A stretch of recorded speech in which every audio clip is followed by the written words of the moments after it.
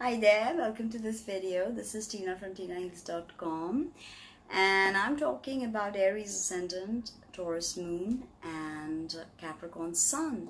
So you have your ascendant degree in cardinal fire, you have your moon in fixed earth, and you have your sun in cardinal earth. So you are a very dry energy, being a combination of earth and fire. So the ascendant is the degree of the zodiac which is rising on the eastern side of the horizon at the moment of your birth, and the rising sign is the sign on which this falls. So your ascendant is Aries. It is the first point of contact that your soul has made in this incarnation. Okay, so this is the archetype of the pioneer, the archetype of the initiator. Okay, so Aries is very restless, very impulsive, very temperamental, very bored very quickly, not much grounding. Okay, so the ascendant is the mask that we wear, the Jungian mask that we wear. Frida Fordham, the Jungian scholar, tells us that we wear masks that are the personas that we adopt, okay, to interact with the world. It is how the world perceives us. So the ascendant is this Jungian mask. It is how people perceive us. When you walk into a room, it is not your sun sign which is visible to people, but your ascendant, okay? And with Aries, the soul comes into being with a mini Big Bang. The 30th degree of Pisces is the degree of archetypalization, and after that there is a culmination and the soul takes a different direction and bursts into Aries.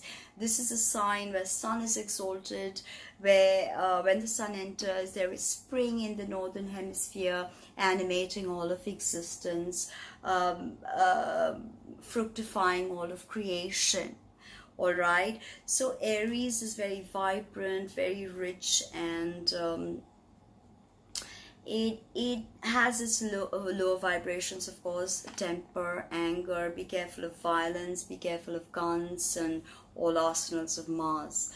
Mars rules Aries on the exoteric traditional knowledge system, and in the esoteric system, Mercury rules Aries. So Aries is all about manas, or the higher plane of the mind, okay, the higher mind, so to say. So Aries is definitely all about soaking new experiences, soaking up new experiences. Okay, now as Stephen Forrest, the eminent astrologer, says that the goal of this process is enlightened selfishness, because Aries is the infant of the zodiac. It's all about me. But how do you take this me and transmute it to something that can encompass we? You know, that's something to look at with the Aries energy. So the lessons and shadows of Aries pretty much deals with everything that has to do with the growth and development of the infant of the zodiac. So the teething pains, the growth pains are all a part of this Aries energy signature. Okay, and in Aries we question our inherent worthiness, right? Now if you're swimming very much in the agitating fire of Aries, you can be burned. So be mindful of that if you're dealing with an Aries ascendant, and especially with a difficult Mars. Now, the ascendant is not only how the world perceives you, it is also how you look, your physical body. So with an Aries ascendant, you definitely are ruddy of complexion. You love your highlighters, you blush. You're not awkward blush, but you just blush because your complexion's all ruddy. And you may like streaks in your hair or red hair, or something outgoing, something extroverted. It's a very masculine sign. It's a masculine sign, so the energy signature is very masculine. Even for women, they oftentimes have a more masculine body and more of testosterone in them. They're more outgoing, more the boss, more the dominant partner, and they like the chase and they like the conquest. That's definitely Aries. So eyes are very prominent and piercing, but not in a scorpionic way, but more impulsive, rambunctious, wicked, mischievous. All that is part of the Aries signature, and you'll definitely notice their eyes. You can't not notice their eyes. Okay, be careful of your hair, because having so much fire, your hair may be fragile, so take care of that. Aries people like to keep their hair short many times, Aries ascendant, and they love head accessories and anything to do with the face, because Aries rules the face. So eyes are very, if you have difficult aspects, you can have eye problems, and gums can be very sensitive, and ears, be careful of that. And because you have Taurus moon, take care of your throat, because Taurus rules the throat chakra, so take care of your ENT basically, right? And so basically, narrow noses, prominent cheekbones, narrow chin, harsh eyes. So there could be a ruthlessness in these eyes, so be careful of that. Learn to cultivate empathy and compassion. Alright, because the world will perceive you to be this cold, ruthless, dry person otherwise. Okay, and it'll always, if you always make it about me, then you're going to alienate people.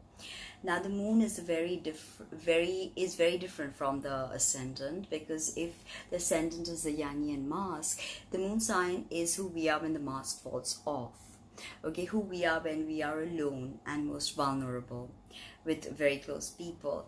It is, the moon sign is our emotions, our feelings, our sentiments, how we connect, how we nurture, how we were nurtured, how we will be as mothers, how our mothers have been to us, our childhood, our everyday habit patterns, our empathy, our intuition, our the yin parts of us, the receptive parts of us is the moon sign.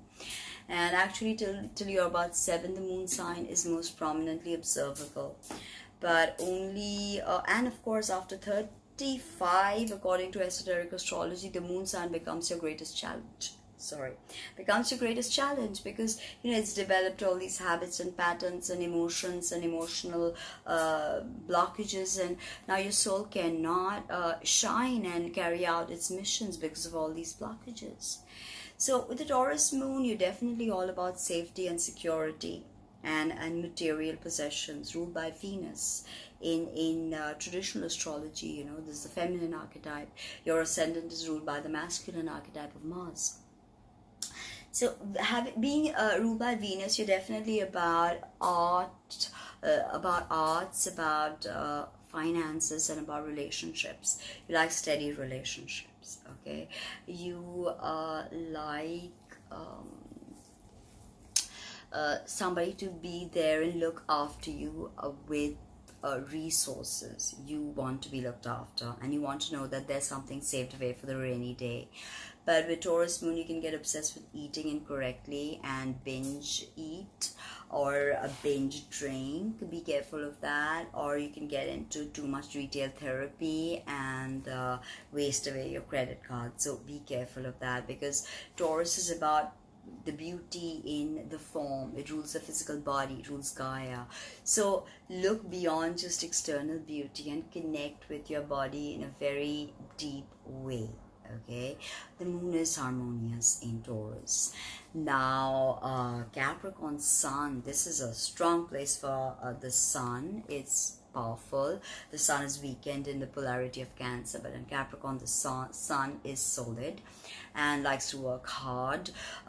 Capricorn represents all hierarchies. Think of the mountain that the mountain goat has to traverse. It represents hierarchies. So this is all about the structures that we see around us. And the sun is the external projection of our internal energy. It's our goals, our ambitions, and our father.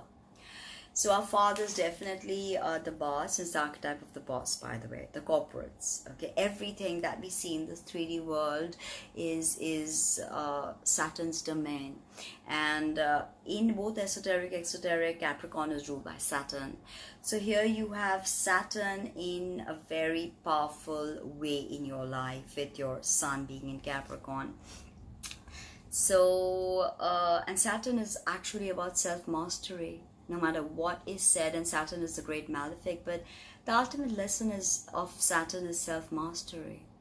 So with your Aries pioneering energy, your beautiful feminine yin Taurus moon, and your feminine Saturnian sun, you can definitely be in the banking system.